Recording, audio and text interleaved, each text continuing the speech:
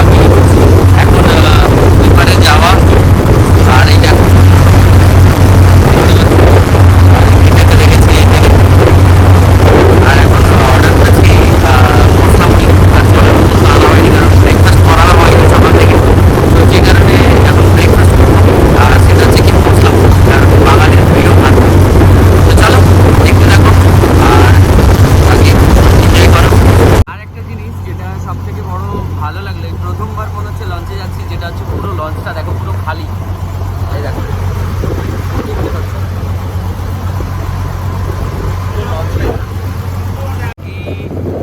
মুড়ি অর্ডার করেছিলাম, দেখো মুড়ি চলে এসেছে। আর তার সাথে সাথে একটা জলের বোতলও নিয়েছি। আর মুড়িটা খাই, টেস্টি হয়েছে, কারণ যখনই যাই এখান থেকে এইভাবে মশলা মুড়ি নিয়ে খাই, আর ভালো লাগে। চলো খাই, তারপরে তোমাদের সাথে কথা বলছি।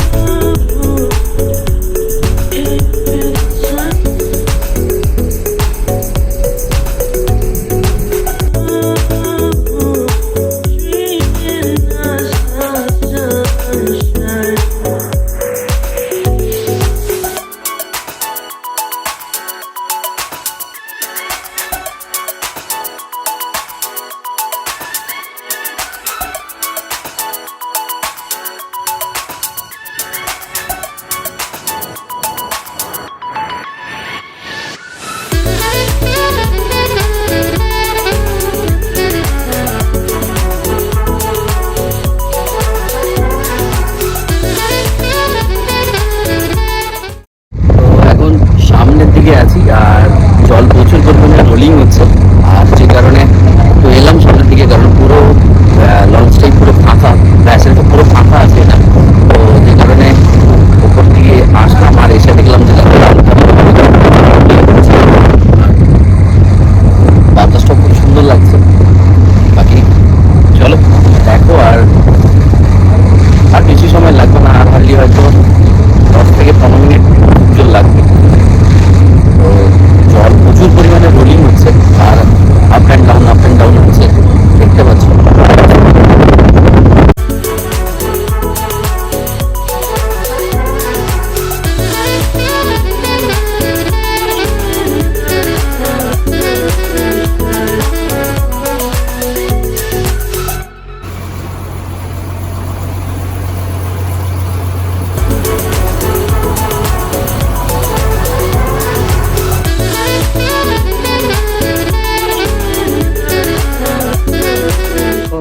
তো ফাইনালি এপারে চলে এসেছি, আর এই দেখো কিছু দেখতে পাচ্ছ, আর আমরা এলাম এটাতে। চলো বাকি টাইম হাতে অনেক আছে। এখান থেকে এখন টোটো ধরবো, টোটো ধরে স্টেশন, আর স্টেশনে যাওয়ার জন্য এটাতেই উঠে যাক।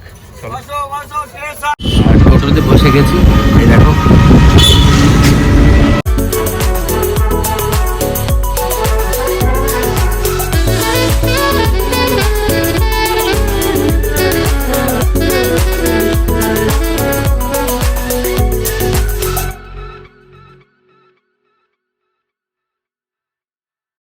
টোটোর থেকে নেবে এখন, এই দেখো ডায়মন্ড হারবার স্টেশনে চলে এসেছি, আর এখন টিকিট কাটবো।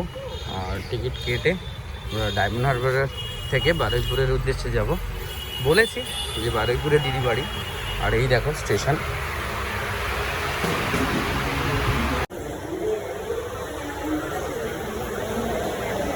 একটা বারুইপুর,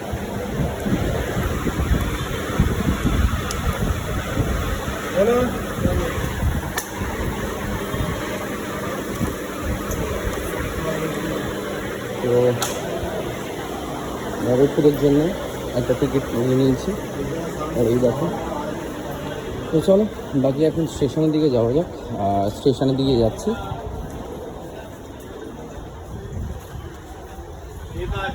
রৌদ্র সেই, গরম সেই, কোনো কথা হবে না।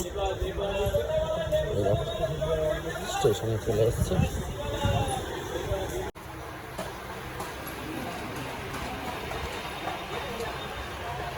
ট্রেনের টাইমিংস এখন অনেক বাকি, আর গিয়ে বসা যাক, কোথাও বসবো একটা, কারণ সত্যি প্রচুর পরিমাণে গরম, আর লু বইছে যেন, এত গরম। মুখে পুরো মাস্ক কভার করে নিয়েছি, আর সানগ্লাস তো পরেই আছি। ব্যাস, বাকি চলো আর দেখতে থাকো। গরম সেই সেই গরম, অনেক দিন পরে, মানে লাস্ট 4-5 দিন তো কোথাও বেরোনো হয়নি, এই গরমের চক্করে আজকের বেরোলাম। আজকের গরমের টেম্পারেচার কম আছে, তাও যদি বাইরে বেরিয়ে এই অবস্থা হয়, তাহলে যখন গরম পড়েছিল 40-42 ডিগ্রি কাছাকাছি অ্যাপ্রক্স চলে গিয়েছিল, তো তখন অবস্থাটা কী হচ্ছিল সবার। ও পারা যাচ্ছে না, বিশাল গরম। থেকে বড় জিনিস, একটা জিনিস আমি মানে অবাক হয়ে যাচ্ছি যে গিটারিস্টরা কীভাবে গিটারটাকে ক্যারি করে, কারণ আমার ক্ষেত্রে আনপসিবল, কারণ তখন থেকে এখানে ওখানে ঠোকর লাগছে, আর তখন থেকে যেন মানে এতটা কষ্ট হচ্ছে যে একটা গিটার কীভাবে বয়ে নিয়ে যায় ক্লাস করতে এখানে ওখানে। ওফ, তখন থেকে সত্যি পেরে উঠতে পারছিলাম না, কারণ কতবার যে গিটারটা ঠক্কর লেগেছে ধারণার বাইরে। আর আজকে শনিবার, তো যে কারণে দেখতে পাচ্ছি স্টেশনে ভিড় হবার কথা। স্যাটারডে একটা চাপ থাকে, ছুটির দিন, স্যাটারডে সানডে তো বেসিক্যালি ছুটি থাকে, যে কারণে আমি ভাবলাম হয়তো যে ভিড় থাকবে, কিন্তু ভিড় তো নেই। বাকি পুরো স্টেশন ফাঁকা, লঞ্চ ফাঁকা, সব ফাঁকা ফাঁকা। জানি না গরমের জন্য হয়তো, যে কারণে হয়তো কেউ বাড়ি থেকে বেরোচ্ছে না। বাকি গিটারটা নিয়ে সত্যিই খুব চাপে পড়েছে, মানে একা যে এসেছি, আরেকজন আসলে হয়তো ভালো হতো, একবার ওকে দিতাম, একবার আমি নিতাম, যে কেউ সঙ্গে আসলে। কিন্তু ভালো, হ্যাটস অফ যারা গিটারিস্ট, যারা দূরে দূরে প্রোগ্রাম করতে যাও কাঁধে নিয়ে, সত্যিই তোমরা অনেক কষ্ট করো, বাস না এটা এক্সপিরিয়েন্স করলে জানতে পারতাম না। বাকি স্টেশনে আসার সাথে সাথে শুনতে পাচ্ছি যে ট্রেন আসছে, অন্তত ট্রেনে তো বসতে পারবো আগে থেকে, বাইরে বসার থেকে ট্রেনের সিটটা নিয়ে বসাটা অনেকটা ভালো। তো শুনছি ট্রেন আসছে, অ্যানাউন্স করেছে, আর চলো।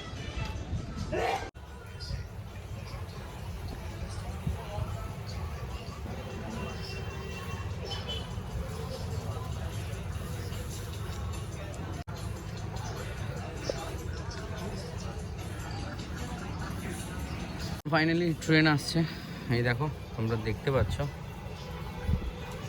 এই দেখো ট্রেন ঢুকছে, ট্রেন ঢুকছে।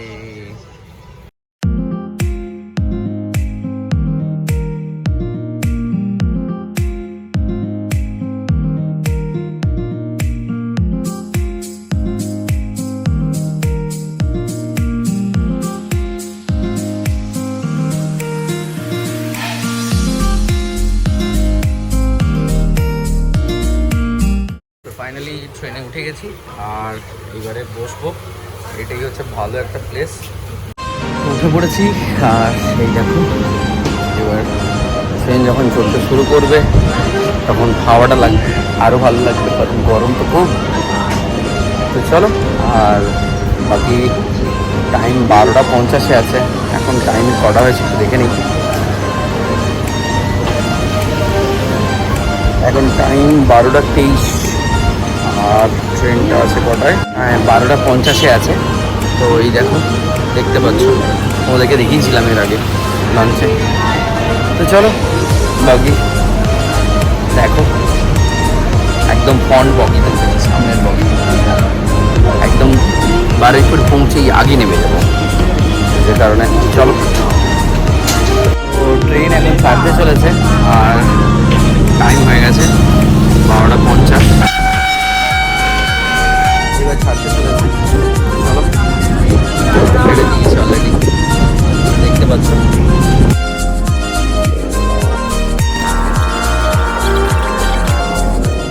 সিরিয়াসলি বলছি, আর মুখে কোনো ভাষা নেই আমার বলার, কারণ এখন আমি একটু আগে তোমরা দেখলে যে আমি ডায়মন্ড হারবার ট্রেনে উঠে পড়েছিলাম, ট্রেন রানিং হচ্ছিল।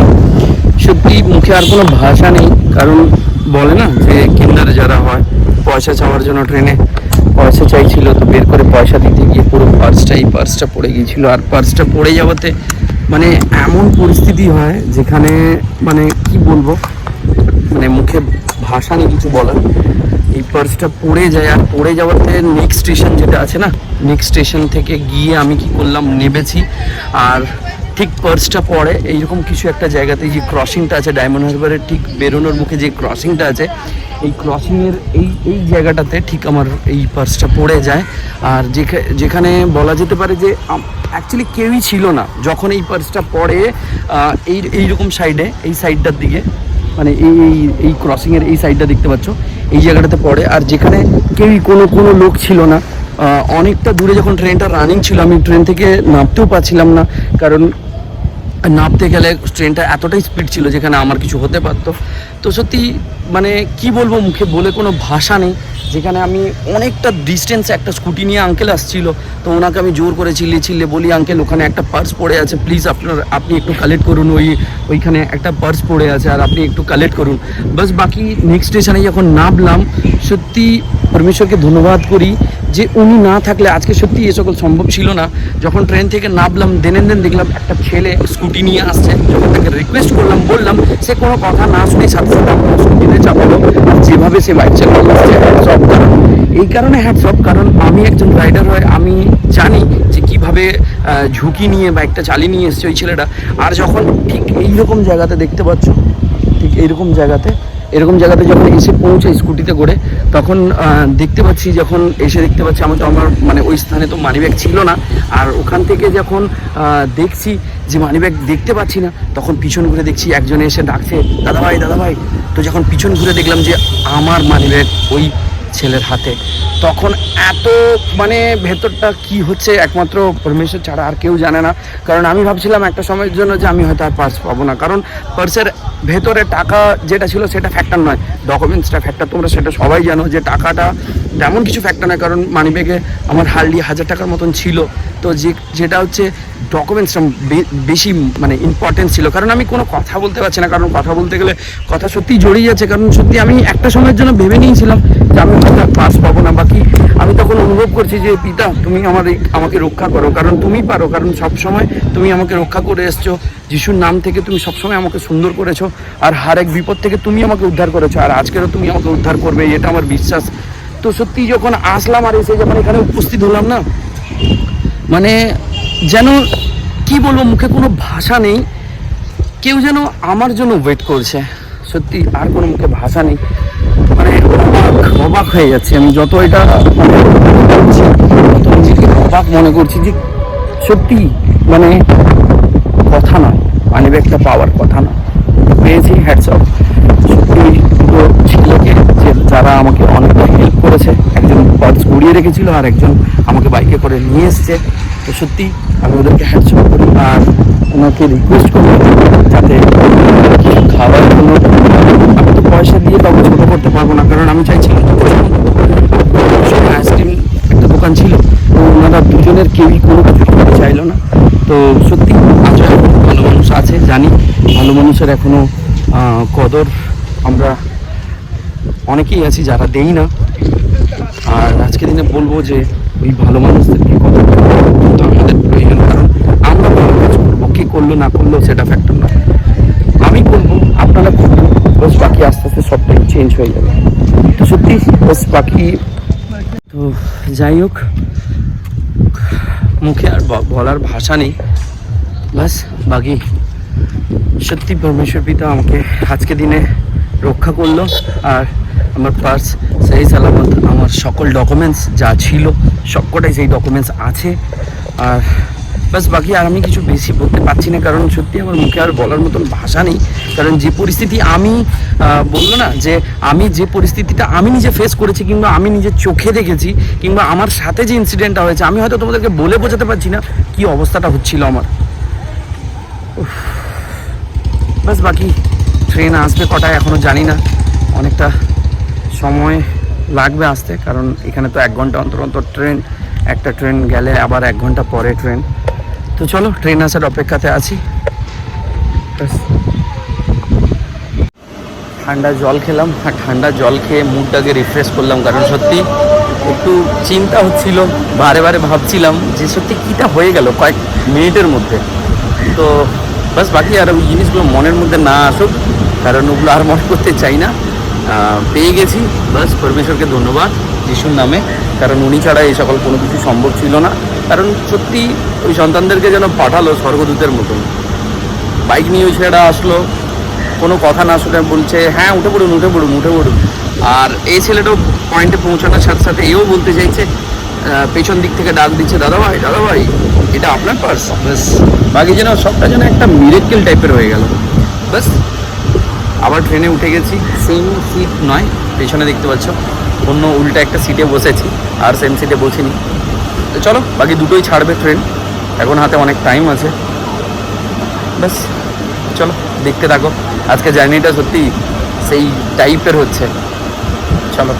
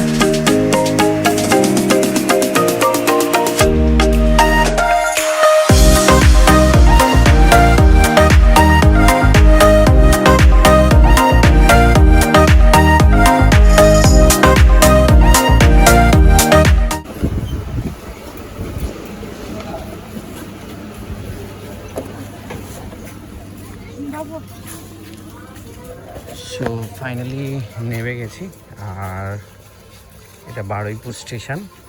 আর এই দেখো একদম সামনের কামরাতে উঠেছিলাম, আর এখন হাঁটতে হাঁটতে যাচ্ছি। বাকি ভাগনার জন্য আর ভাগ্নির জন্য কিছু তো নিতে হবে, কারণ গরম খুব পড়েছে। আইসক্রিম তো ওরা খায় প্রচুর পরিমাণে, তো দেখছি কি পাওয়া যায়। সামনে একটা দোকান আছে, এই দোকান থেকেই সবসময় ওদের জন্য নিই। চলো দেখো বাকি ওদের জন্য কি নেওয়া যায়, চলো দেখতে দেখো। এই সেই দোকান, এই দোকান থেকে ওদের জন্য কিছু আইসক্রিম, চকলেট, হোয়াট এভার যেটা হোক নিতে হবে। চলো ফাইনালি নিচে তো নেমে গিয়েছিলাম। ট্রেন থেকে নেমে যাওয়ার পরে তোমাদেরকে দেখালাম যে আমরা মানে আমি ওখান থেকে কোক কোল্ড ড্রিঙ্কস নিয়েছিলাম। আর বাকি এই দেখো চলে এসছে স্টেশনে, হাই করে দাও। আর ওদের জন্য লস্যি নিলাম, না লস্যি না ভুল বললাম, আমুল কুল আর ডেয়ারি মিল্ক নিয়েছি 4 জনের জন্য। আর বাকি দেখি এসে পেছনে দাঁড়িয়ে আছে দোকানে। আমি বলি কি হলো, কে এসে দাঁড়িয়ে আছে? বলছে মামা। মামা এখানে কে বলছে? ঘুরে পড়ে দেখি সোনু।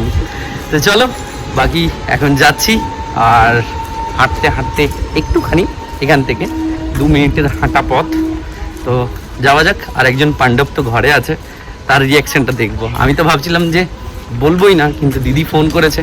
বাকি এরা তো জেনে গেছে। জেনেছে বনু, জেনেছে বনু, জেনে গেছে।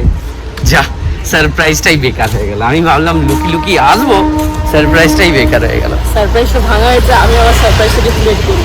আচ্ছা ঠিক আছে, তুমি কিভাবে ক্রিয়েট করো দেখবো। তো ঠিক আছে চলো দেখো তোমরা। ম্যাডামের গলা পাচ্ছি, হ্যাঁ ম্যাডামের গলা শুনতে পেলাম এখনই, জাস্ট নাও। বাইরে দাঁড়িয়ে আছে, দেখো রিঅ্যাকশন। এই কি এই কে? এটা কে? এটা কে? এটা কে? এই বাড়িতে কে? কে বের করো, বের করো, একে বের করো। কেন? না না না, তুমি কে? তুমি এই বাড়িতে ঢুকেছো কেন? তুমি এই বাড়িতে কেন ঢুকেছো? হ্যাঁ, তোমার নাম কি? তুমি নাম কি? তোমার নাম কি? না না না, তুমি তোমার নামটা বলো আগে। কি? না না, তুমি তোমার নামটা বলো আগে, প্লিজ প্লিজ। তোমার নামটা বলো প্লিজ, তোমার নামটা বলো প্লিজ, তোমার নামটা বলো। তোমার নামটা খালিপা, খালিপা, খালিপা, খালিপা। আচ্ছা তুমি পড়ো, তুমি পড়ো। আমাকে দেখবে?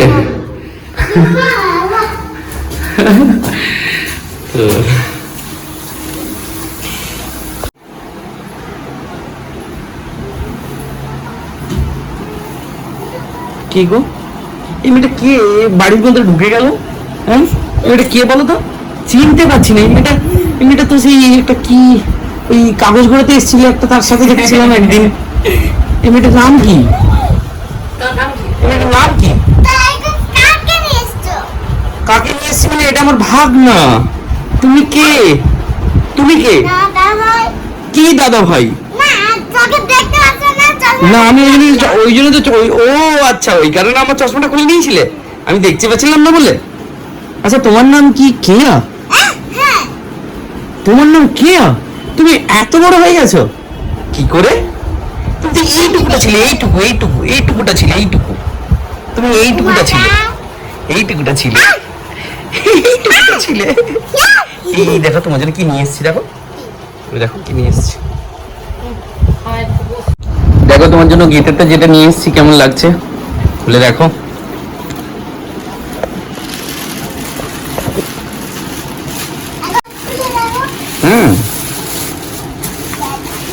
এরপরে কি তোমার জন্য নিয়ে আসা হবে নাকি গিটার? হ্যাঁ, তুমি নেবে না? কি চাও, কি চাই বলো?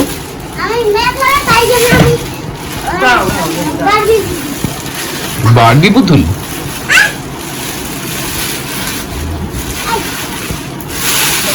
দাঁড়াও, আস্তে টেনো না বাবা।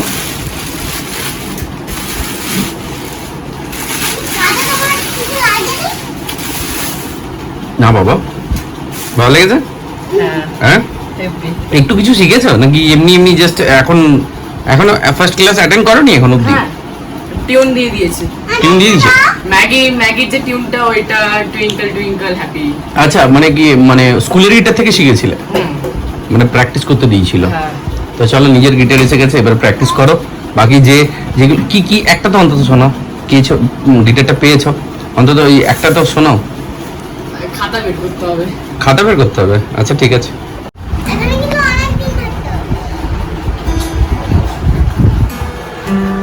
আচ্ছা আচ্ছা শিখে দিয়েছে আমার। বাস এই এতটাই, এবার আর শিখতে হবে। ঠিক আছে চলো। তো আমরা এখন বেরিয়েছি, এখন ঘড়িতে টাইম বাজে, কটা টাইম বাজে দেখে নিই। ঘড়িতে টাইম বাজে 6টা, আর আমরা এখন বেরিয়েছি, আমি আর সোনু আমরা এখন বেরিয়েছি, একটু দেখছি কত দূর যাওয়া যায়, বাকি বলবো না। বাকি এখন স্টেশনে যাচ্ছি, আর বাকি আজকের দিনের ব্লগটা এতটাই। আর এটা নেক্সট পার্ট আসছে, সেটা তোমরা দেখো, এটা শেষের পরে নেক্সট পার্ট আসছে। তো ভিডিওটাকে বেশি লেন্দি করবো না, যে কারণে নেক্সট পার্ট তোমরা দেখো। আর বাস এতটাই আজকের দিনের জন্য, চলো।